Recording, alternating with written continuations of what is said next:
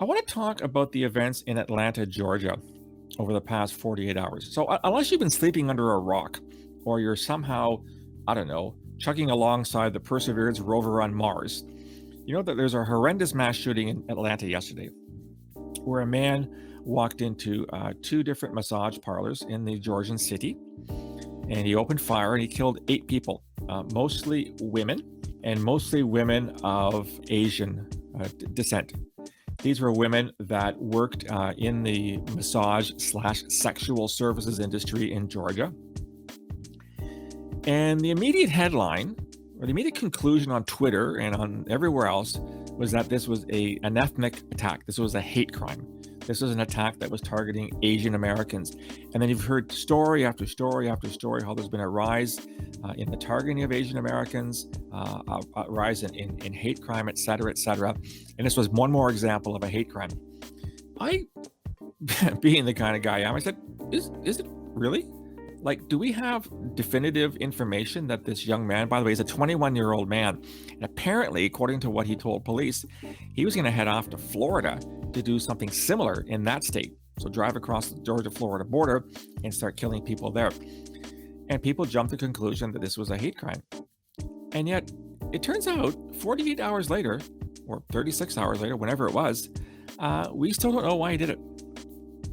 He's told police that he has a quote-unquote sex addiction.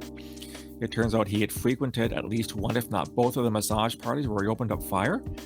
And he's been talking for a while about getting back at the very people who are feeding his addiction.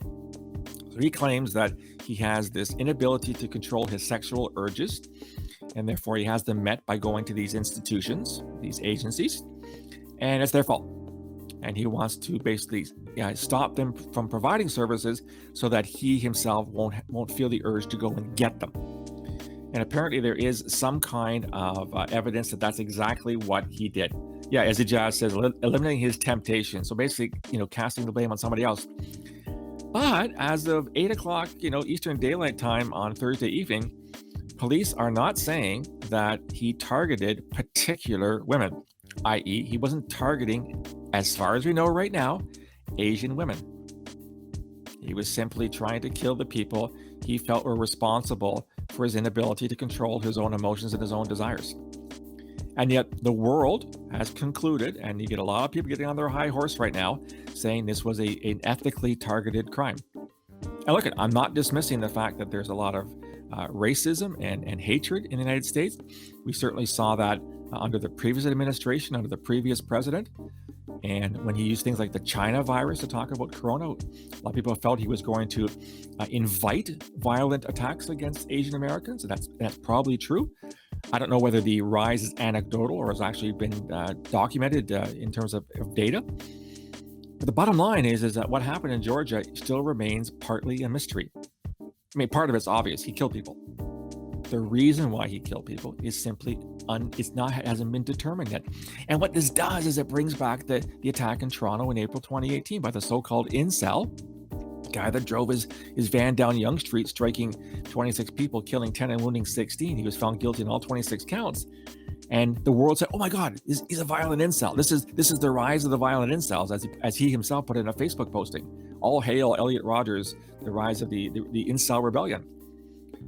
And yet the judge found out that he lied, that he exaggerated his ties to incel. He lied about having spoken with Elliot Rodgers. He lied about having spoken with Chris Roger, another person that's from this world. So this great moral angst and this moral panic about violent incels are the new wave of terrorism turned out to be untrue. It was false. Yet people jumped to the conclusion that's exactly what it was. So here's my humble advice to everybody listening out there in the world, online.